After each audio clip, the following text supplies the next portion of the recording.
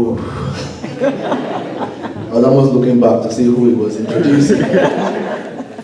But thank you very much, everyone that is here. You probably will hear everyone in my mouth since I've written a book called Everyone Can. It's a big honor to have you here. I know you could have been elsewhere, but I'm glad you made it. I still don't know what I'm going to say, to be honest with you. I've been thinking, what would I say? I thought I've said it all in the book. But I want to thank everybody that is here. You all have, to a large extent, contributed to the fulfillment of that dream of writing a book. Because experiences with the world, with individuals here, and in different places too, helped shape the book. I must mention Jide, the guy who took over the stage. I'm sure you know him. The book, there probably wouldn't have been a book today, to be honest with you, if I had not met Jide at some stage. Because before Jide went for the big shots, he deals with the corporates, the big corporates now. We used to work, dealing with retail. And by the way, Jide was nominated one of the top 5 financial advisors in the country for last year.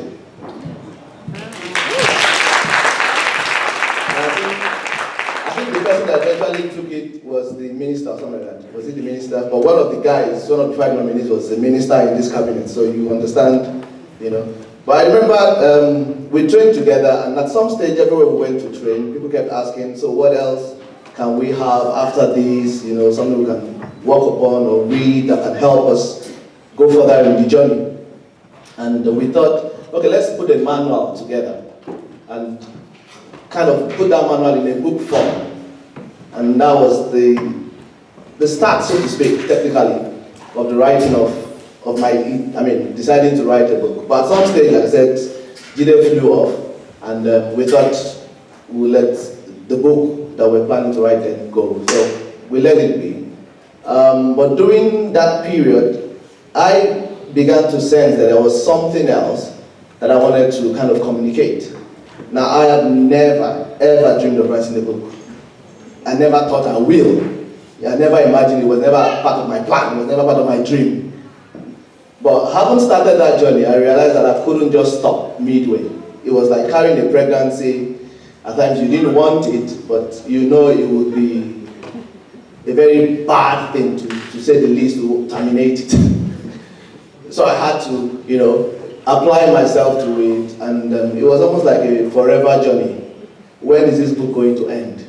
And like Jane said, Jane was the one that edited the book. I'm sure she probably will never see a writer like me again. When you know the house of your editor. And you have to go to your editor's house, But it was a very interesting journey. And the book, interestingly, every time I read it, it touches me also. Because I see things there that I believe are useful and are progressive. I believe, and I'm not trying to sound immodest here, I believe there are things that are there that will keep refreshing you and keep pointing you to the fact that you can do better. And it's been a privilege actually to come out with the book. Of course, I can't. Maybe I'm already doing my vote of thanks to save me time. I can't. I didn't plan this stuff. Of course, my wife has spoken to me. I dedicated a page to her, and the children, and of course to my dad too. I would say this, and I'm not sure Tony knows it. One of the things that eventually pushed me, because like I said, at some stage I thought, will this book ever come out? If you've, and now I'm sounding like an author, if you've ever written a book before,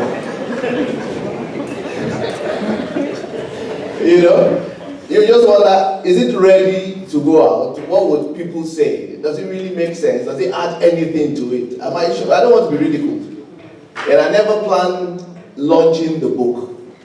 I didn't plan it until when you started getting emails for those who got, that was 3 weeks ago.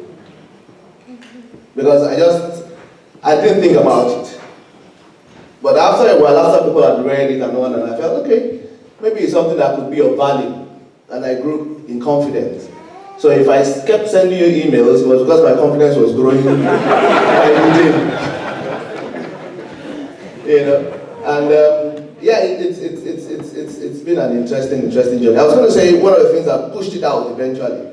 Sometime in the middle of last year, my dad had an health scare. You know, almost suffered a partial stroke, and some other things developed with it, and I was almost sure it was going to pass on.